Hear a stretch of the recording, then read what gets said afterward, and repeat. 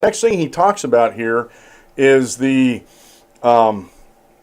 pass-through, business, and we'll get over here and I'll tell you exactly what the pass-through is. But I want to play this video to begin with on this, to let you know what is the pass-through.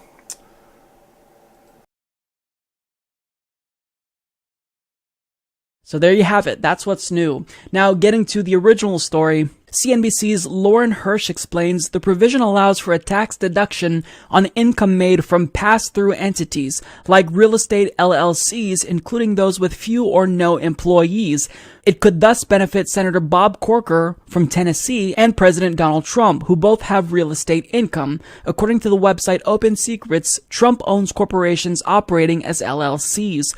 Pass-through entities are businesses structured so that profits pass through to their owners before being subject to the corporate tax. The owners then report that profit as their personal income and pay individual tax on it. Such companies can be small businesses, S corporations, or LLCs.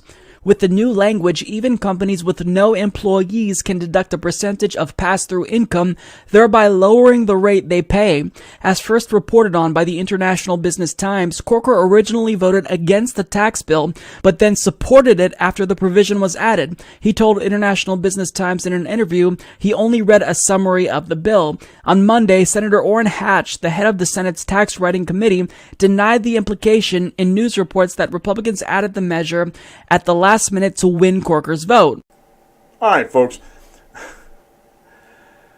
He claims, and CNBC, and again, I have these links up towards the bottom of the show notes page off of his website. I'll also have the link up to this video that I took clips out of.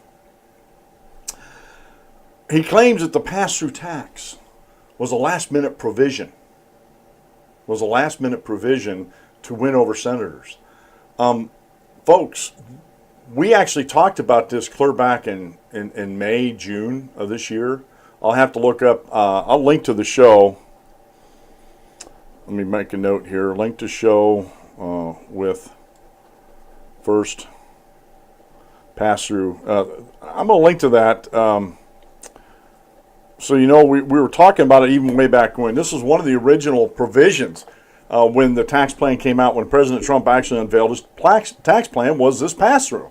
So it's not something that's recent. Again, when you look at a video and you see a whopper being perpetrated in the beginning of the video, you can bet your bottom dollar that anything else that he puts forth in that video is a whopper.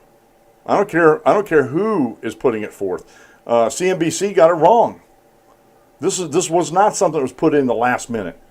And honestly, like I said, I don't have the research staff that possibly Michael has on the Humanist report. But you'd think they'd be able to find out whether or not Trump is going to benefit from this or not, or whether or not any of these other guys are going to benefit from this, especially if they have a business. Now, here's some of the key. Let me make sure I'm over here on this. This is an article. This is an article from the taxfoundation.org, an overview of pass-through businesses in the United States. Now, this was written back in, let me get over here, January 21st, 2015. A lot of times, correlating or compiling all these numbers, you don't have, like, last year's taxes, 2016 yet, because they're still compiling all the data and everything. So usually it's a couple-year lag on it, but it's still pretty indicative of what's going on today. Now, and if you go to the DanClementsShow.com and click on this article, an overview of tax or pass-through businesses in the United States, there's an actual PDF with a special report on this. There's a link there, you can go get that. Okay, and I'll also put that link in the show notes. Got 3 links to put up here. Now, here's some of the key findings. Pass-through business income is taxed on the business's owner's tax returns through the individual income tax codes.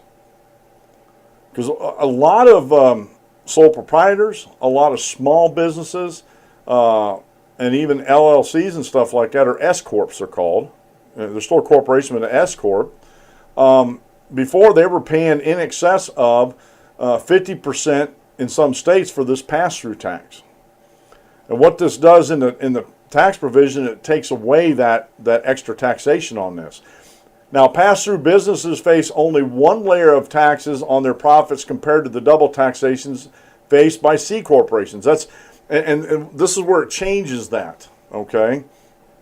The number of pass-through businesses has nearly tripled since 1980, while the number of traditional C corporations has declined. And that's because of LLCs and some other changes in corporate law.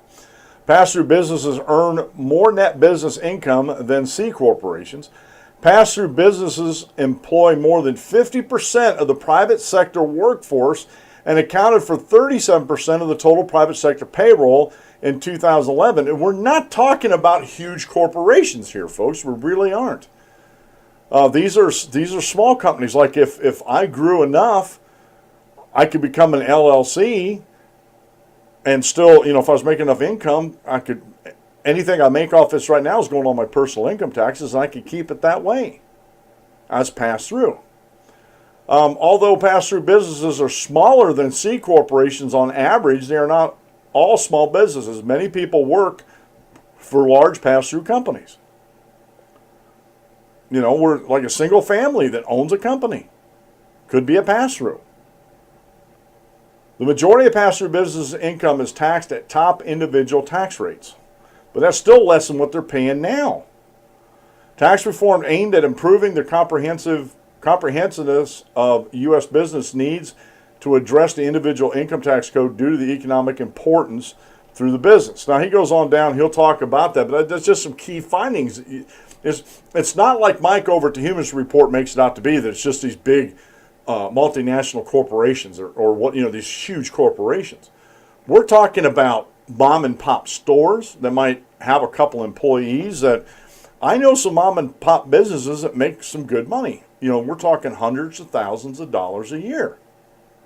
They're actually, some of them I know, according to the IRS, would be in the top 1%.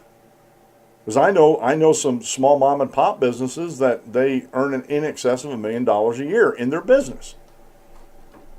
And so, why wouldn't they want to take advantage of a lower tax rate? And again, this was in the beginning.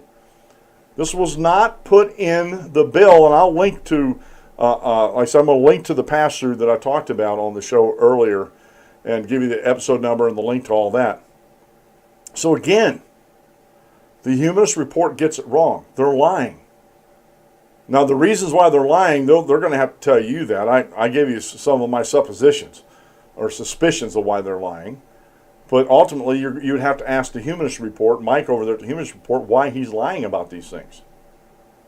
And again, it just seems to me that these guys, like these humanists, are all for regulations. They're all for a fascist economy where the government regulates almost every aspect of a business without owning it. And that's fascism, socialism, communism. They're three economic systems that are authoritarian in nature. And eventually will lead to human suffering and harm. Because eventually, if they get enough control, they're going to go after folks like me that don't believe in what they're doing. Don't believe that type of economic control from the government. We talked about this yesterday. Economy, where the politicians are the ones controlling the economy, and that's borderline fascism. That the politicians have the knowledge they need to order the economy, and it's laughable in the extreme that they think they have that much knowledge, especially when they don't know the individual Americans' wants, needs, or desires, even at a group level. Even at a group level. Government is not divine. Government is not omniscient. They don't know everything. Matter of fact, politicians probably know less than the general public as a whole, or in part, or small groups. Especially when it comes to economic decisions. And so you need to really, really take what some of these sites are talking about with a grain of salt to investigate them. And if you're political and you follow politics like I do, or you follow me because I follow politics, I try to be accurate on the show. I try to get the stories right. And when I hear something that isn't right, I try to point that out. And again, it amazes me. You know, he has over 150,000 subscribers that some of them haven't investigated what he's saying to see if it's true or not. They take him at face value. I don't want you to take me at face value. If I said something wrong, I want you to correct me. But you need to correct me with facts, not just what you believe should be. You need to correct me with what is. And a lot of these lies are so easily debunked, like this one with the pass-through. Oh, this was a last-minute provision that they added in to get a couple senators' votes. No, it wasn't. But people are going to listen to this, Michael, and they're going to believe him and get all upset. Well, yeah, they're just buying votes with this provision. When it's not the case. And when it's not the case that anybody that makes under $75,000 in the country isn't going to get a tax break. It's absolutely not the case. And I just proved it to you. I just showed you the numbers. Again, it's just unreal.